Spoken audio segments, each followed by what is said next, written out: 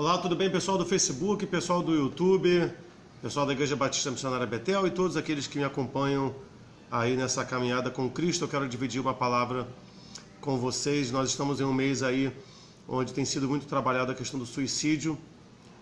Estamos no mês de setembro, onde se relembra essa problemática. A gente está vivendo algo que nós não vivíamos há um tempo atrás, que é a notícia de pessoas do meio cristão cometendo suicídio, e isso invadindo aí o meio dos sacerdotes, dos pastores, coisa que a gente não ouvia em outras épocas, em outras eras.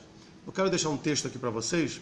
Filipenses 4, versículo 7, vai dizer que Deus tem uma paz que excede a todo entendimento e que essa paz guardará tanto os nossos corações como as nossas mentes em Cristo Jesus. Eu sei que nós vivemos e passamos por momentos e também conhecemos pessoas que têm problemas psicológicos, hormonais, problemas mentais, e que muitas vezes pessoas assim acabam chegando às vias de fato contra elas mesmas por causa de problemas físicos. Elas não premeditaram e acabaram dando cabo da sua própria vida.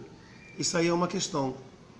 Mas o que nós queremos dizer aqui e falar nessa tarde é a respeito de pessoas que têm perdido a razão de viver, têm perdido a alegria de viver. E quando elas se veem, elas estão diante de uma situação de tanta dor e tanto sofrimento por esse vazio e por essa solidão, que a possibilidade que vem em suas mentes é dar cabo da sua própria vida, porque na verdade o que ela deseja nem é morrer, mas sim acabar com aquele sofrimento interminável. E aí a gente precisa pontuar algumas coisas aqui que a Bíblia vai nos ensinar. Quando as pessoas chegam a esse ponto, quando nós chegamos a esse ponto, muitas das vezes as pessoas relatam a sua falta de esperança. Elas não conseguem ver além daquilo que elas conseguem compreender. E aí, diante daquele momento ali, aquelas circunstâncias, elas acabam tomando uma atitude extrema, que é a questão do se matar. Então a gente precisa primeiro trabalhar a questão da falta de perspectiva, de uma melhoria e de uma resolução. Como que eu posso caminhar diante de um problema, diante de uma tristeza profunda, mesmo estando envolto a isso tudo? Como eu posso ter a esperança de uma melhoria se eu não consigo ver isso? Se eu não consigo ver essa possibilidade, se eu não consigo ver essa luz no final do túnel? Bem, a única coisa que vai nos dar essa capacidade em nossos corações é a fé. Porque a fé é a certeza das coisas que a gente não vê, mas que a gente espera. Então, a falta dessa esperança se dá pelo esvaziamento, enfraquecimento e anulação total da fé. As pessoas, a gente pode chegar a um momento em que a gente não pode olhar para as circunstâncias da nossa vida que o mundo nos oferece, as lutas, as doenças, as enfermidades, as catástrofes, a morte de uma pessoa querida, e aquele nosso mundo ali está tão debilitado que onde vai nos levar a pensar que a melhor solução para isso é a morte.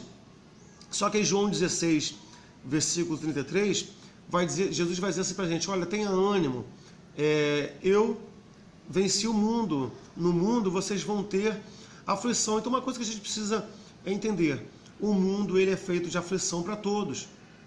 Talvez você esteja pensando aí em se matar, em dar cabo da própria vida, pensando que as pessoas não passam lutas, uns mais, outros menos, mas todos nesse mundo passam por aflições, sejam físicas, de saúde, psicológicas, financeiras. Todos nós passamos por algum tipo de aflição, e Jesus vai dizer assim: olha, vocês precisam ter paz.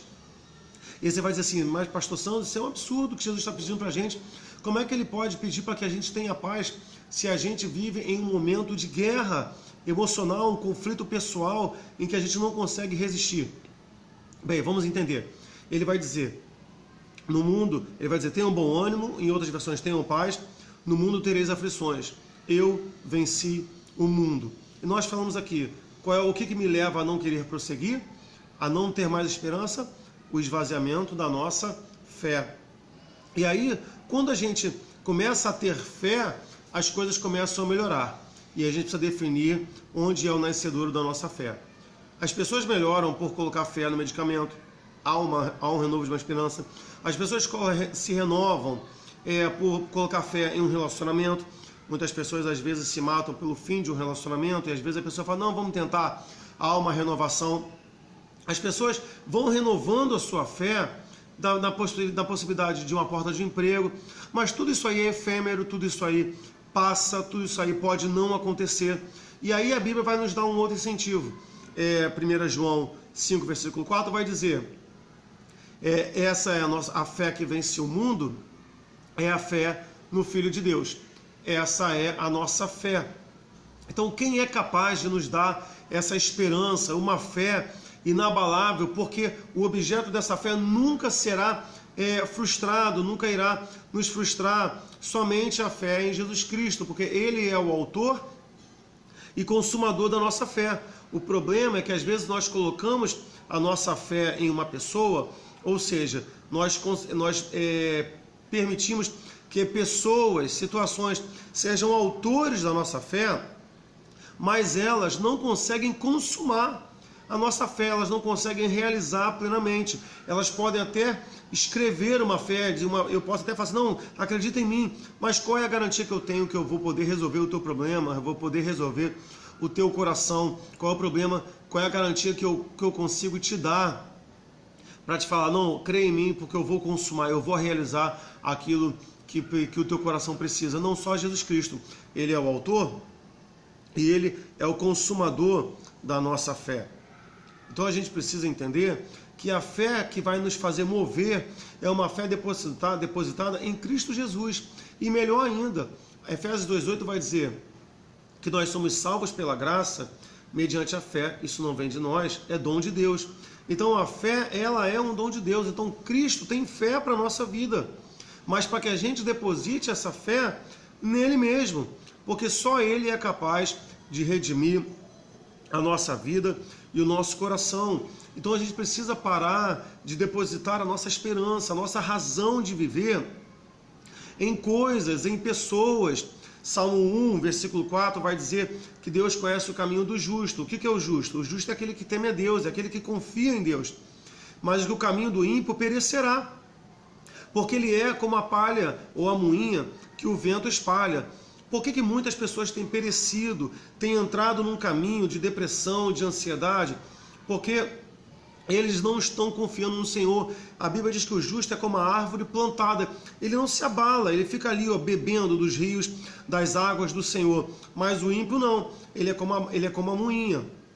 Eu não sei se você já viu alguém cuidando de passarinho, quando ele vai lá e sopra aquele comedouro do passarinho e vai aquela palha e só fica a semente. O que vai embora com o vento é a moinha. Quando as nossas esperanças estão ocas, estão vazias, estão sem substância, vem o vento e espalha e leva. Por isso que as pessoas têm perecido, porque elas têm sido como a palha, levada pelo vento. Mateus 6, 25 a 24, Jesus vai dizer, olha, não andeis ansiosos pelo que é a vez de comer ou pelo que é a vez de vestir. Você não vale mais do que o lírio do campo, você não vale mais do que o pássaro. Ora, Deus nos sustenta o pássaro, ora, Deus não veste o lírio. Ele vai dizer que nem Salomão se vestiu de uma forma tão esplêndida como o lírio. Quanto mais cuidar de você, Deus vai cuidar de você. E Jesus vai dizer assim, olha, quem anda assim preocupado com essas coisas são os gentios. Nós precisamos entender que o nosso sustento vem de Deus. Hoje, a gente vê assim, a moda é andar rasgado. Eu quero uma calça rasgada. Antigamente eu não podia andar rasgado. Eu não aceitava uma roupa rasgada. Hoje a moda tem tatuagem. Hoje a moda tem piercing. Hoje a moda é botar um piercing no nariz. As pessoas vão andando inquietas, sendo carregadas pelos ventos das modas, pelos ventos das necessidades. E isso vai gerando uma aflição no coração das pessoas, porque elas não estão firmadas no Senhor. Elas estão assim, como a palha que o vento leva. E isso nunca vai bastar para ela. Há pessoas que têm dinheiro e viverão nessa eterna aflição. Vai cortar o cabelo, vai ter um corte de cabelo diferente. E elas vão mudando, mas nunca serão plenas.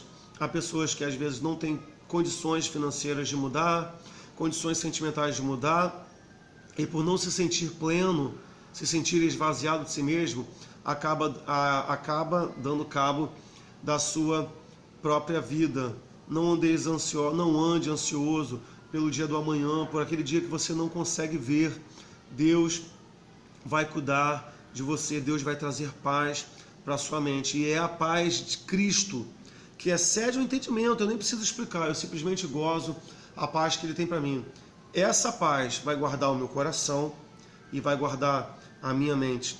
Talvez você esteja aí com pensamentos de morte para a tua vida, com pensamentos de acabar achando que vai ser melhor você se matar, que a solução de tudo vai ser a sua morte, a solução para a sua família, a solução por causa da sua dor ou por causa da sua enfermidade, e a sua mente tem sido roubada e sacudida por esses ventos. Você precisa de receber essa paz, que excede todo entendimento, não há como explicar. Sabe, larga esse orgulho de querer entender, não, excede o entendimento.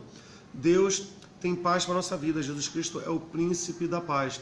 E é essa paz que guarda o nosso sentimento e também guarda o nosso pensamento, de vivermos em um mundo tão caótico e tão desesperador, e ainda assim continuarmos na plena paz. Tenham paz. No mundo você vai ter aflição, mas Jesus Cristo venceu o mundo.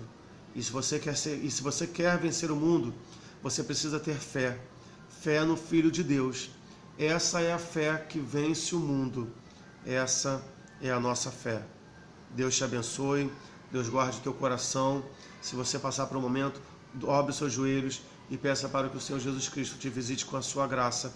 Abra o seu coração para Ele e Ele derramará paz no seu coração e guardará todo o teu entendimento. Um beijão aqui do pastor Sandro. Deus te abençoe, Deus cuide do teu coração. Beijo.